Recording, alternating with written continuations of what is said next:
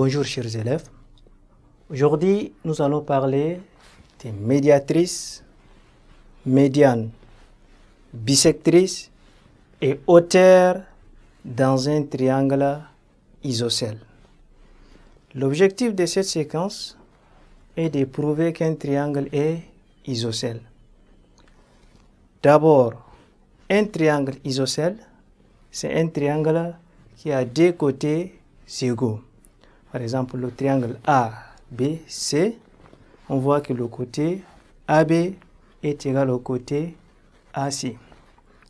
La droite D, passant par le sommet A, qu'on appelle ça sommet principal, partage le côté BC en deux distances égales.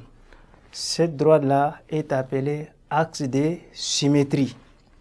Donc, en se fixant notre intention sur l'axe de symétrie, on va arriver à une conclusion pour dire que dans un triangle isocèle, la médiatrice, c'est-à-dire l'axe de symétrie, D constitue la médiatrice du segment BC. L'axe de symétrie constitue également la médiane, ici du sommet A. L'axe de symétrie constitue également la bissectrice de l'angle en A. Cet axe-là divise l'angle en A en deux angles égaux. Et en même temps, l'axe de symétrie constitue également la hauteur ici du sommet A et qui est perpendiculaire au côté opposé du sommet A. Donc, c'est ça la propriété. Sachez que dans un triangle isocèle, la hauteur, la médiane, la bissectrice sont tous alignés sur le même axe de symétrie. Dans un triangle isocèle, le centre de gravité, l'orthocentre sont également alignés. D'accord? Donc, un triangle isocèle, c'est un triangle où les deux côtés sont égaux et le point où, par exemple, le point A ici est appelé sommet principal.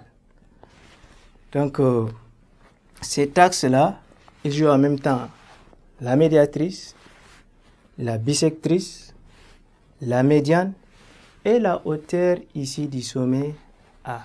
C'est un triangle qui est remarquable. Mais lorsqu'un triangle est équilatéral, c'est-à-dire les trois côtés sont tous égaux, c'est un cas particulier d'un triangle isocèle parce que si les deux côtés sont égaux et que le troisième côté est égal aux deux premiers côtés, le triangle équilatéral, ça revient au triangle. Le triangle isocèle, ça revient au triangle équilatéral. Et par là, on peut dire l'orthocentre, le centre de gravité et le centre de cercle inscrit, ou comme le centre de cercle circonscrit dans un triangle sont confondus. Ça revient à un seul point. Donc, il faut bien retenir, lorsqu'il s'agit d'un triangle équilatéral, c'est-à-dire les trois côtés sont égaux, ça c'est un cas particulier des triangles isocèles. Alors l'orthocentre que nous avons défini comme le centre ou bien le point de rencontre de toutes les hauteurs et le centre de gravité sur le point de rencontre de toutes les médianes et la bissectrice sont tous confondus. Barycentre ou bien centre de gravité et l'orthocentre sont tous confondus, ça revient à un seul point. Merci chers élèves et à la séance prochaine.